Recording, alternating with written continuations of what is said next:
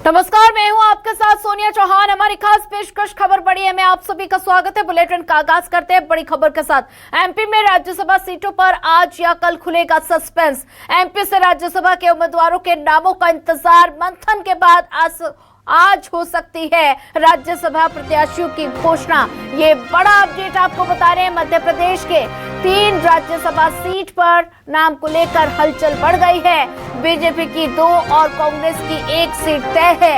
अब नामों पर टिकी नजर। फिलहाल दोनों ही दलों में सिर्फ चेहरों की घोषणा का इंतजार। उम्मीदवारों के नाम को लेकर बीजेपी कांग्रेस में मंथन। कांग्रेस से पूर्व सीएम कमलनाथ के नाम पर हो रही चर्चा, ये सूत्रों के हवाले से अपडेट है। और 8 जून को मध्य प्रदेश में राज्यसभा के नामांकन का आखिरी दिन। 18 जून को होनी है राज्यसभा सीट की वोटिंग। और साथ ही एमपी में फिलहाल दोनों ही दलों में नामों को लेकर चर्चा हो रही है। और एमपी में राज्यसभा सीट को लेकर कांग्रेस में मंथन तेज हो गया है। आलाकमान ने मांगे अलग अलग वर्गों से उम्मीदवारों के नाम। कमलनाथ समेत कई दिग्गजों के नाम पर कांग्रेस में चर्चा। ओबीसी, एससी और महिला कोटे से भी राज्यसभा रेस में नाम शामिल है। और साथ ही कमलनाथ के अलावा ओबीसी से अरुण यादव, कमलेश्वर पटेल का नाम सामने आया। और सुप्रीम कोर्ट से सज्जन सिंह वर्मा और साथ ही माफ कीजिएगा कि एससी से शोभा ओझा, मीनाक्षी नटराजन, सज्जन सिंह वर्मा, शोभा ओझा, मीनाक्षी नटराजन के नाम में चर्चा। और साथ ही प्रियव्रत सिंह और साथ ही प्रवीण पाठक भी राज्यसभा दौड़ में आगे हैं। और अगले 2 दिन में कांग्रेस कर सकती है राज्यसभा उम्मीदवारों की घोषणा। ये बड़ा अपडेट। 8 जून नामांकन की आखिरी तारीख, 18 जून को मतदान।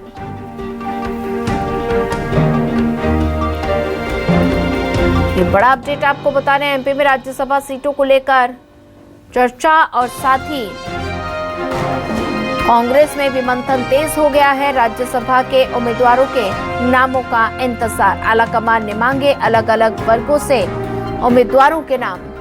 इसी पर ज्यादा जानकारी साझा करने के लिए संवाददाता शिखिल ब्योहार हमारे साथ जुड़ चुके हैं। शिखिल, राज्यसभा के नामों को लेकर मंथन लगातार नजर आ रहा है। राज्यसभा की 3 सीट के नामों को लेकर हलचल बढ़ गई है। बीजेपी और कांग्रेस में लगातार चिंतन मंथन चल रहा है। तो ऐसे में कौन कौन से ऐसे नाम हैं जो रेस में सबसे आगे चल रहे हैं? देखिए, निश्चित तौर पर 18 जून वो तारीख मुकर्रर की गई है जब राज्यसभा के लिए मध्य प्रदेश से 3 सीटों पर वोटिंग की जानी है। और इसी को लेकर लगातार विचार मंथन किया जा रहा है।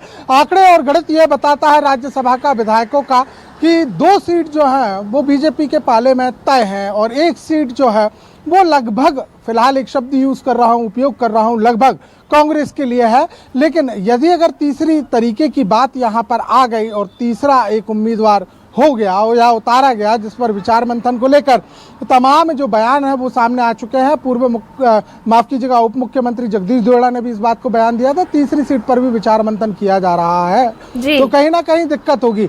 और देखा यहाँ पर जाए तो दिल्ली में मंथन जारी है। और अगर हम कांग्रेस की बात यहाँ पर करते हैं तो कांग्रेस में फिलहाल एक नाम पर जो है सियासी गलियारों में सबसे तेज चर्चा है, वो है मध्य प्रदेश के पूर्व मुख्यमंत्री कमलनाथ। और इन्हें लेकर जिस प्रकार से जो सियासत अभी फिलहाल की दिखाई दे रही है, सभी इनके नाम पर लगभग सहमति जताते हुए नजर आ रहा है। लेकिन इसके अलावा भी कई नाम सामने आते हैं जिसमें मीनाक्षी नटराजन की बातचीत की जाए, अरुण यादव की बातचीत की जाए, सज्जन सिंह वर्मा की बातचीत की जाए। लेकिन सिर्फ ये नाम है जो सूत्रों के हवाले से खबर यहाँ पर मिल रही है कि कमलनाथ के नाम को लेकर जो है सहमति जो है, सर्वसहमति यहाँ पर दी जाएगी। क्योंकि आंकड़े भी इस प्रकार का बताते हैं कि लगभग 3 दर्जन से ज़्यादा के जो विधायक हैं वो कहीं ना कहीं कांग्रेस में जो है वो कमलनाथ समर्थक हैं। और इस बार का जो कांग्रेस के लिए वोटिंग का जो पैटर्न है वो थोड़ा सा बड़ा एक पेचीदा माना जाएगा। क्योंकि जिस प्रकार से 62 सीटों का गणित है, कांग्रेस के लिए 58 वोट चाहिए। मात्र अगर 4 विधायक भी बिगड़ गए कांग्रेस से, तो खेल यहाँ पर पूरा खराब हो जाना है। वहीं अगर हम बीजेपी की बातचीत कर लेते हैं तो बीजेपी से लगभग जो है 2 सीटें यहाँ पर तय मानी जा रही हैं। अगर देखा जाए तो नामों की चर्चाएं बहुत हैं, लेकिन एक नया नाम यहाँ पर जरूर जुड़ रहा है जिसका नाम है लाल सिंह आर्य, यानी कि जो गोहद से जो है विधायक रह चुके हैं, उसके बाद ग्वालियर चंबल संभाग की पृष्ठभूमि में है, राष्ट्रीय स्तर की राजनीति खासतौर से अनुसूचित जाति जनजाति के लिए कई पदों पर यहाँ पर रहे हुए हैं, मंत्री भी रह चुके हैं। तो एक देखा जाए तो कद इनका जो है वो बढ़ाया जा सकता है। लेकिन वहीं सुमेर सिंह सोलंकी की बातचीत करें, जॉर्ज कुरियन की हम बातचीत करें, तो बीजेपी में आखिर किसका नाम तय होगा, ये आला कमान से तय होना है। ये 3 नाम बड़े प्रबल दावेदारी से सामने आ रहे हैं। लेकिन यहाँ अगर कांग्रेस की बातचीत की जाए तो कांग्रेस में सबसे अहम बात ये मानी जा रही है कि अगर सहमति के आधार पर नहीं उतारा गया तो फिर दिक्कत पड़ सकती है, क्योंकि यहाँ आम आदमी मतदाता नहीं होता, विधायक मतदाता होते हैं।